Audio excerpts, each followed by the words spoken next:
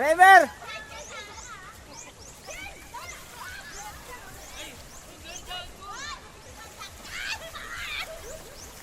Ayun na. Alam mo mga nakawalang ano, mga biik. Oh, tuwan-tuwa sa tubig oh. Oh, tuwan-tuwa sa tubig.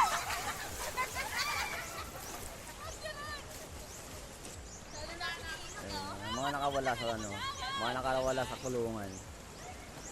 Ayan, ang ilog ng Mateki, Aurora.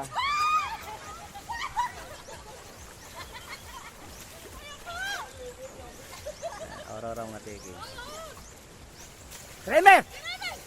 Ano ba naman to ang bata na to ang hilig mo? Basit! Madulas-dulas no, sa takot sa lamig oh. Ilog Mateki. Dumating kami kahapon, umalis kami doon ng ano, alauna ng gabi. Tapos dumating kami rito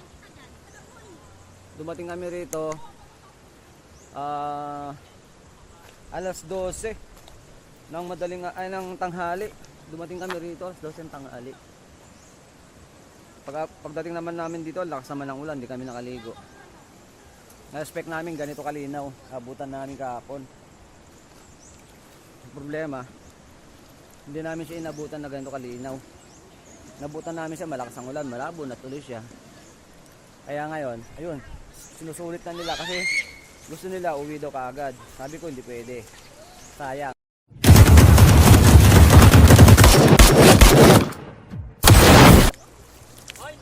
Tigil na.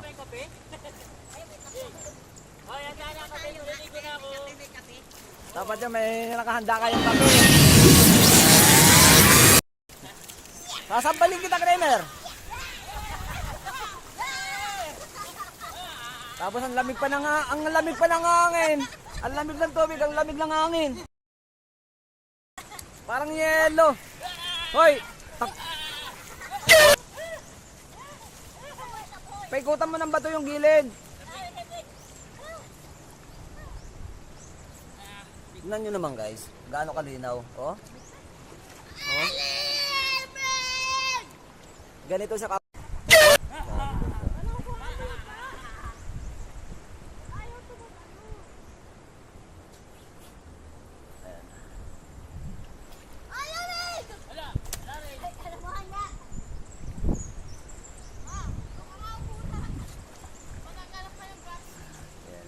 Grabe oh guys. Bundok.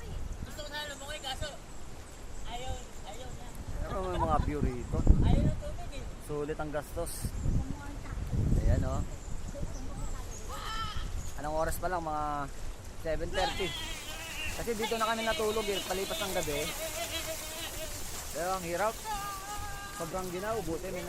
Buti may bahay kaming ano, natulugan. Mabait yung may-ari ng bahay.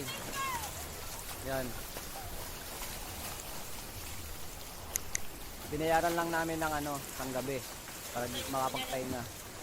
Mabait yung may-ari ng bahay. Siningil lang kami ng 500. Mabait yung may-ari. Tapos yung may-ari din ng cottage, kapatid niya, 500 din. Kaya ngayon pa lang namin magagamit yung binayad naming 500.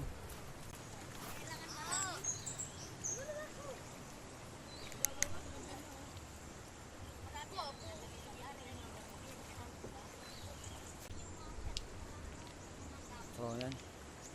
Okay, next time ulit, guys.